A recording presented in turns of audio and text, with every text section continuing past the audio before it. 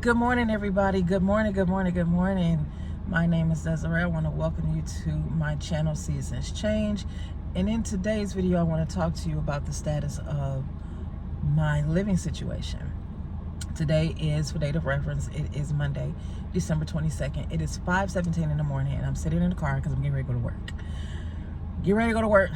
Get to work early because I got a lot of stuff I got to do. Tomorrow's my last work day physically in my office, but because of some other stuff that's going on, I will be working from home during my time off. Okay, we'll be working from home. But anyway, let me give you a quick update to my living situation. So today's December 22nd, and as of late last night, or you can even say when I checked this morning, the offers that were on the table, there were about 4 or 5 offers that were on the table from earlier this month to late last month of November. Those offers have since been removed from the table. And what I mean by that is, so there was like 5 offers. 3 of them did not have a pre-approval. I don't understand why folk don't tell their people to go through and get a pre-approval. One of the young ladies that did not get a pre-approval, she said she didn't do it because she didn't know she needed to have a pre-approval ahead of time. I can see that, but at the same time, if you're telling me you've done research, then you should, that's the first thing that pops up. Is unless you have cash money, you need to get a pre-approval. The other individuals had pre-approvals, but their pre-approvals were below what the house was listed for. And they wanted to see if I would come down on the price of the house. Absolutely not. Because I already listed it lower than I was expecting to list it in the first place. Okay. Because you do have to go, and search out the comps in the area to see what other houses that fit the same description as yours, to see what they're selling for, to see how long they've been on the market and things of that sort. So I do know that. So I'm like, I'm not going down on this price.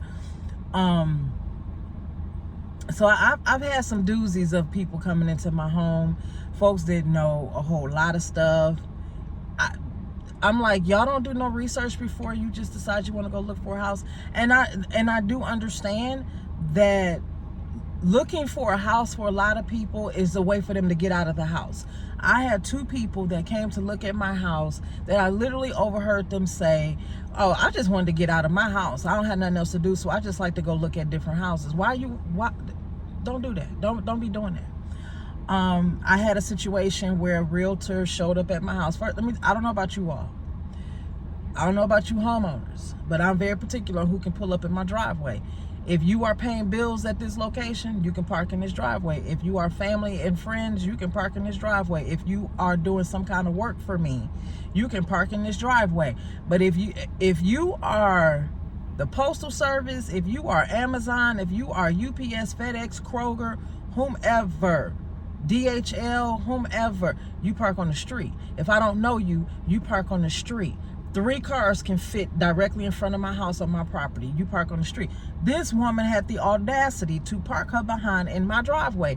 And then when I walked out, because I'm trying to figure out who she is, because you're supposed to have an appointment and I'm supposed to confirm the appointment. So because there was no appointment to confirm, I wasn't expecting anybody being at my house.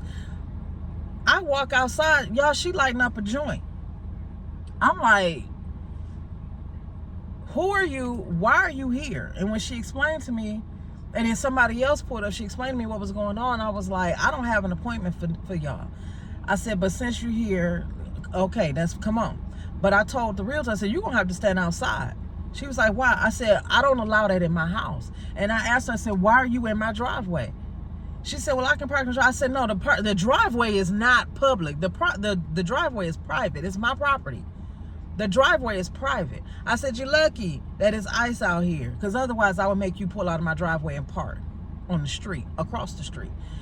But y'all, she couldn't have been a good realtor, because she didn't even tell this young lady about how, I don't know anywhere else, but here in Michigan, if my house has 2 bedrooms, but it is marketed as 3 because of my office. The room that I chose to make my office in my house has a door on it. And in Michigan, if you have a room that has a door on it and or a closet in it, they consider that to be a bedroom.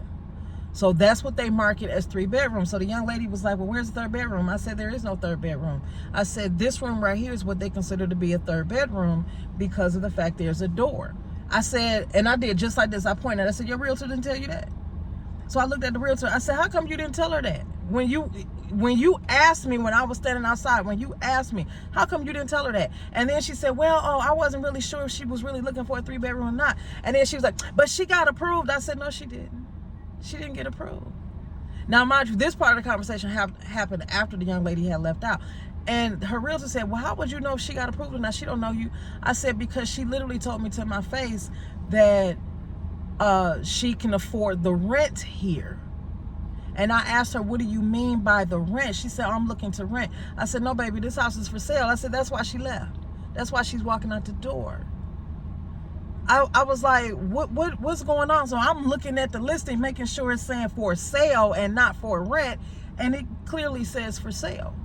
So I have people coming to my house who's thinking they're going to be renting this house. I'm like, no, they're not renting. This house is for sale. It's for sale. This woman had the audacity to give me her card, which is fine. I flipped that thing over. Y'all had the Eastern Stars on there. I threw that thing in the trash. I don't deal with that stuff. I do not believe in that stuff. That's y'all thing. You go right on ahead. You do you, boo-boo. But no, I'm good over here. I had incidents where people were just walking all over my property while I'm in the house. I don't even know they're there. It's like I check my camera and I see people just walking all in my backyard, just all over my property. And I'm calling the realty company like, what is going on? I'm like, I hear on the camera these people talking about, oh, for this house to be vacant, it sure looks like it's occupied. What do you mean? It should say that it's homeowner occupied. The listing didn't say it, so I had to tell them to put that on there. I'm like, I don't understand why I have to tell you to put it on there when common sense should tell you to put it on there. But the house will not sell. I have the option today. I hope they call me this morning and we can just get it over with. But I will be taking the house off the market today. And my decision is to stay in this house for another 2 years, which will give me enough time to pay off all of my credit cards and at least get halfway,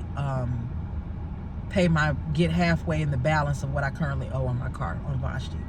That'll put me in a better financial position. And then at that time, I'll have a bigger raise. I'll be making some more money by that time in another 2 years. So what I have to do is cancel out my renter's insurance policy. I have to contact the apartment complex and cancel out my application and get my security deposit back. Now, I know some of you are like, well, why would you go through and do all of that at that point in time? I did it because at the time that I did it, there was an offer on the table. So I have to get my money back. And that's fine. I'll be here for another 2 years, pay off my credit cards, get my car, get Vashti halfway paid off, and I'll be in a better financial situation. And then I will put my house back on the market. It'll just be a FSBO. If you do not know, FSBO is for sale by owner. And we're going to go from there. So that is the status of my living situation. I did purchase a lot of things for my new spot, but in reality, y'all, everything that I purchased, 95% of the stuff I purchased, I needed anyway if I was not going to sell the house. Like, I got a new vacuum cleaner, a new broom, a new mop. I got bath towels. I needed some new bath towels, some hand towels, some face cloths. I needed all of that, so I got it. I needed a new laundry hamper, so I got it. So I'm getting a new chair, office chair, a new computer desk for my office. I needed to get it anyway, so it's not like I wasted money on a lot of stuff. There are a couple of things that I bought specifically for that apartment, and I'm like, oh, I might not be able to use this, but I'm still gonna hold on to it. So when I do move, I'm gonna still have it. Anyway, I just wanted to give y'all that update. I'm gonna try to do another work day in the life video for you all today. We're gonna see. And then we're gonna do a couple of budgeting videos, my budget planner video, I created my own budget planner video. It's technically a budget binder. Not, y'all know what I'm saying. It's not a budget planner, but it is a budget binder. Okay, it's the same concept of a planner. It's just in a binder. I'm using items that I have on hand. I'm not spending any money because I'm really trying to stay focused on paying off my credit cards, at least paying one credit card off next year. Anyway, y'all, let me get to work and I'll see y'all in a minute. Bye.